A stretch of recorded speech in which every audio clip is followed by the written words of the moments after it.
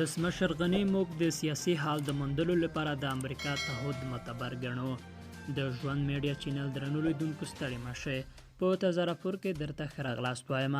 په افغانستان کې د سولې لپاره د نړیوالو هڅو له زیاتېدو سره جرمني او چین یو وار بیا رامخکې شوی او ویلي دي چې د سولې لپاره د بین الافغاني خبرو په پیل کې مرسته کولی شي. د افغانستان لپاره د امریکا د بهرنیو چارو وزارت خاص استازي زلمي خلیلزاد هم له خوشبینۍ ډک خبرې کوي او د طالبانو له سیاسي استازو سره د اومې کتنې لپاره به قطر ته ځي. خلیلزاد او د طالبانو استازو شپږ واره سره کتلي دي، خو په هغو څلورو مهمو مسلو چې خلیلزاد یې یادونه کړې وروستی موافقې ته نه دي رسېدلي. زلمي خلیلزاد ویلي چې طالبان باید د دې ضمانت ورکړي چې افغانستان به بیا د تروریزم ځاله نه وي او امریکا ته به ګواښ نه پېښوي. له افغانستانه د بهرنیو ځواکونو د وتلو مهالویش، شوربند او د بین الافغاني خبرو پیل چې حکومت هم پکې وي هغه اساسي مسلې دي چې د خلیلزاد په وینا پر ټولو به موافقه کیږي او کنه پر وی هم موافقه نشي کېدای. د افغانستان ولسمشر محمد اشرف غني پرون د قزاقستان په پلازمینه بشکیک کې د شانګهای د همکارۍ سازمان د غړو هیوادونو مشرانو ته ویل موږ د سیاسي حل موندلو لپاره د امریکا تعهد معتبر ګڼو او د سولې په اړه د نړیوالو اجماع جوړولو په خاطر له ټولو خپلو نړیوالو شریکانو سره ضروري هماهنګي لرو.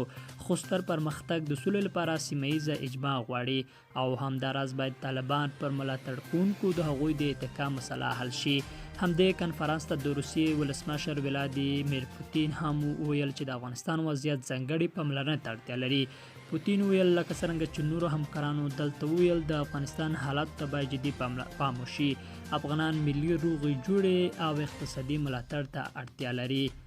د پرونۍ غونډې د کوربه هیواد قزاقستان ولسمشر د سورانبای جینبکوف او د هند صدر اعظم نریندرا مودي هم په افغانستان کې د سولې د ټینګښت لپاره له روانو هڅو سره د همکارۍ ټټر وهلی دی. د چین ولسمشر د کنفرانس په څنډه کې له ولسمشر محمد اشرف غني سره کتلي دي او د افغانستان د سولې لپاره د پاکستان همکاري مهمه بللې ده.